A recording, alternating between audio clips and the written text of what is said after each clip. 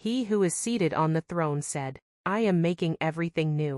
Then he said, write this down, for these words are trustworthy and true. Revelation 21:5.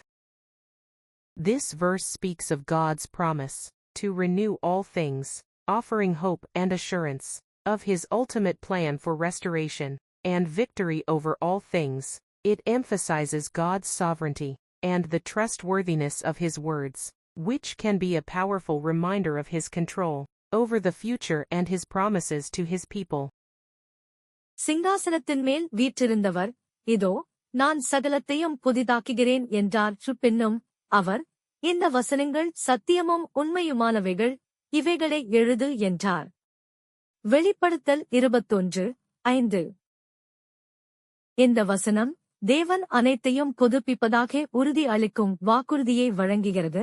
அவர் மக்களுக்கான மறுமலர்ச்சி மற்றும் வெற்றியின் இறுதி திட்டத்தின் பற்றிய நம்பிக்கையும் உறுதிப்படுத்தலையும் அளிக்கிறது.